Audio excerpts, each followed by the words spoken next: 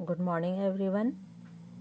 आज हम हिंदी रिमझिम में पाठ 11 पढ़ेंगे, जिसका नाम है पढ़क्कू की सूझ। यह एक कविता है जो कि रामधारी सिंह दिनकर द्वारा लिखी गई है। इस कविता में कवि ने एक पढ़क्कू व्यक्ति के बारे में वर्णन किया है।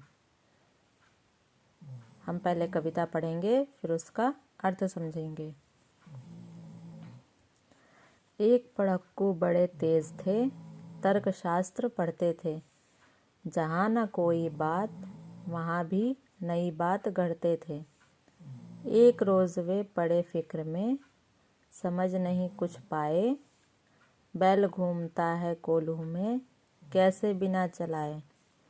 कई दिनों तक रहे सोचते, मालिक बड़ा गजब है। सिखा बैल को रखा इसने, निश्चय कोई ढब है। आखिर एक रोज़ मालिक से पूछा उसने ऐसे, अजी बिना देखे लेते तुम जान भेद यह कैसे। कोल्हू का यह बैल तुम्हारा, चलता या अड़ता है। रहता है घूमता, खड़ा हो या पागुर करता है। मालिक ने यह कहा, अजी इसमें क्या बात बड़ी है। नहीं देखते क्या, गर्दन में घंटी एक पड़ी है। जब तक यह बजती रहती है, मैं ना फिक्र करता हूँ। हाँ जब बजती नहीं, दौड़कर तनिक पूँछ धरता हूँ। कहा पढ़क्कू ने सुनकर, तुम रहे सदा के कोरे। बेवकूफ़, मंतिक की बातें समझ सकोगे थोड़े। अगर किसी दिन बैल तुम्हारा सोच समझ अड़ जाए, चले नहीं बस खड़ा खड़ा, गर्दन को खूब हिलाए। घंटी टुन टुन खूब बजेगी, तुम ना पास आओगे। मगर बूंद भर तेल सांझ तक भी क्या तुम पाओगे।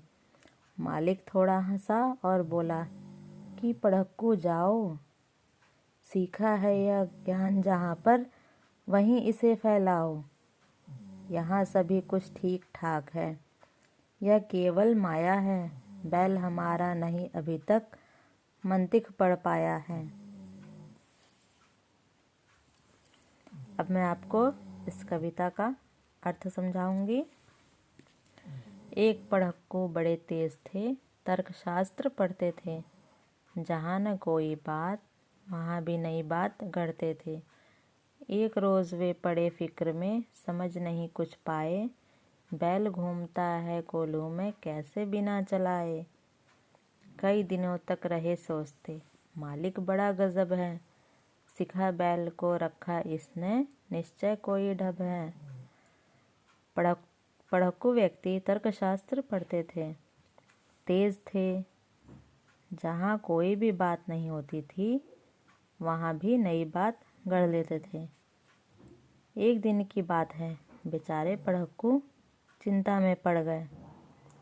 सोचने लगे, आखिर कोल्हू में बैल बिना किसी के चलाए घूमता कैसे है। कई दिनों तक वे इसी विषय पर सोचते रहे। उन्हें लगा कि मालिक ने जरूर अपने बैल को कोई तरकीब सिखा दिया है। आखिर एक रोज़ मालिक से पूछा उसने ऐसे, अजी बिना देखे लेते तुम जान भेद यह कैसे। कोल्हू का यह बैल तुम्हारा, चलता या अड़ता है। रहता है घूमता, खड़ा हो या पागुर करता है। मालिक ने यह कहा, अजी इसमें क्या बात बड़ी है। नहीं देखते क्या, गर्दन में घंटी एक पड़ी है। पढ़क्कू से नहीं रहा गया। एक दिन बैल के मालिक के पास पहुंच ही गए। पूछे, आखिर तुम कैसे जान जाते हो कि कोल्हू में लगा तुम्हारा बैल चल रहा है या रुका है, घूम रहा है या खड़ा है, या फिर जुगाली कर रहा है। पागुर मतलब होता है जुगाली करना। मालिक ने जवाब दिया, अरे भाई, इसमें कोई बड़ी बात तो नहीं है। क्या तुम देखते नहीं कि बैल के गर्दन में घंटी बंधी है? बस इसी से मैं समझ जाता हूँ कि बैल चल रहा है या रुका है। जब तक यह बजती रहती है मैं ना फिक्र करता हूँ। हाँ, जब बजती नहीं दौड़कर तनिक पूंछ धरता हूँ। कहा पढ़क्कू ने सुनकर, तुम रहे सदा के कोरे, बेवकूफ़, मंतिक की बातें समझ सकोगे थोड़े।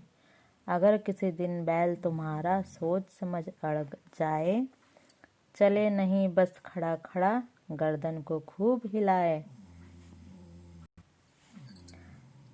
पढ़क्कू को यह बात समझ में नहीं आ रही थी कि कोल्हू में लगा बैल बिना किसी के चलाए घूमता कैसे है।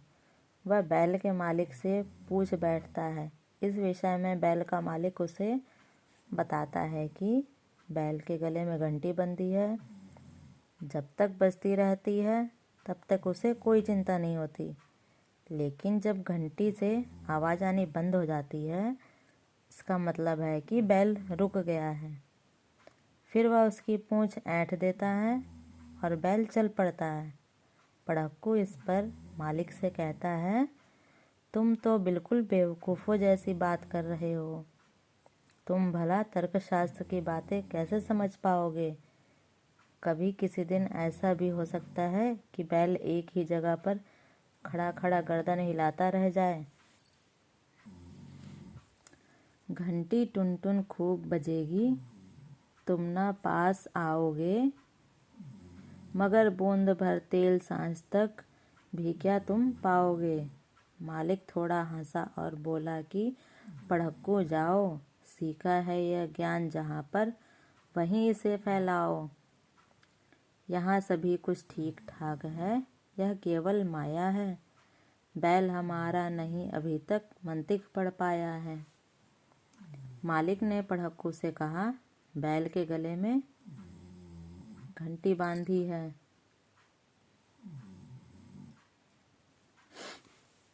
घंटी जब तक बजती रहेगी तब तक मुझे चिंता करने की कोई ज़रूरत नहीं है, क्योंकि इसका मतलब है कि बैल चल रहा है।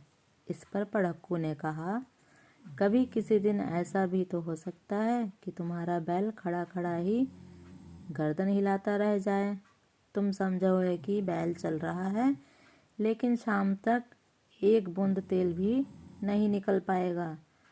मालिक हंसकर पढ़क्कू से बोला, जहाँ से तुमने यह ज्ञान सीखा है वहीं जाकर इसे फैलाओ।